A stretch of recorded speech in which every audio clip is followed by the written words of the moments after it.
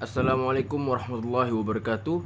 My name is Muhammad Zain Akbar Arona, and in this video I will explain about chapter 3 from Del T. Griff books. So let's imagine you're scrolling through social media and you see a post that says 80% of students prefer online classes over traditional classrooms. You pause and think, wait, who did they ask? How do they know this? Well, the answer lies in survey research design, or SRD for short.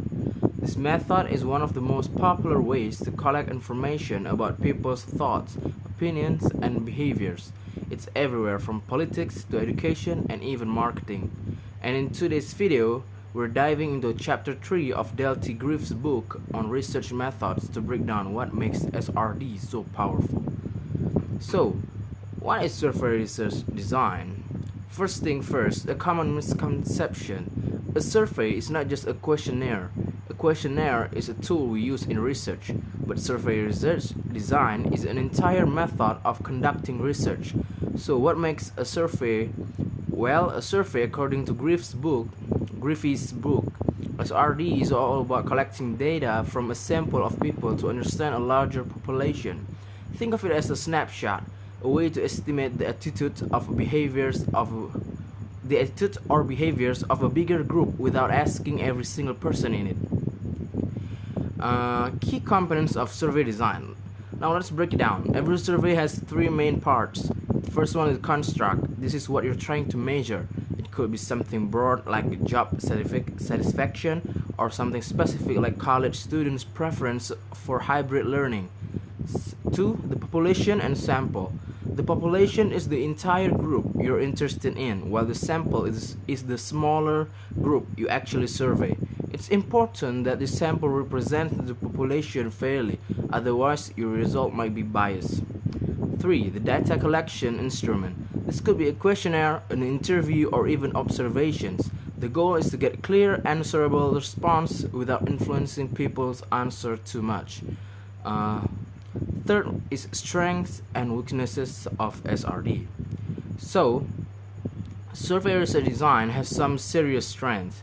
First one, it can collect large amounts of data quickly. Imagine trying to interview 1,000 people individually. It will take forever. It's cost effective compared to other methods, and it allows researchers to make generalizations about a population based on a well-chosen sample. But there are some downsides too. People might misunderstand questions, leading to inaccurate answers. There's a response bias sometimes. People just say what they think sounds good rather than the truth. And perhaps the biggest limitations, surveys can prove cause and effect relationships. They can show patterns, but they don't explain why something happens. So, for an example, a teacher surveys on classroom learning. Let's look at a real-world example. In Griffith's book, there's a story about a professor named Greta. She was curious about how much teachers actually use student-centered activities instead of traditional lectures. So she designed a survey and sent it to teachers across her state. She also used observation and interviews to dig deeper into the data. This mix of methods gave her a fuller picture of what was actually happening in classrooms, not just what teachers said they were doing. So, when should you use survey research design? If you want to understand opinions, trends, or behaviors in a large group, if you need quick, cost-effective data, and if you're okay with descriptive results rather than proving a cause and effect relationships, surveys are everywhere.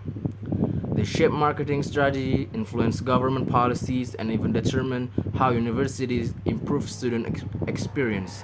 The next time you see a survey result, whether in class or on social media or in the news, you'll know exactly how it was done.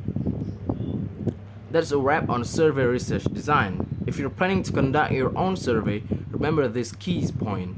Define your construct clearly, choose a representative sample, use the right data collection method, and most importantly, ask good questions. Thanks for watching and see you in the next video.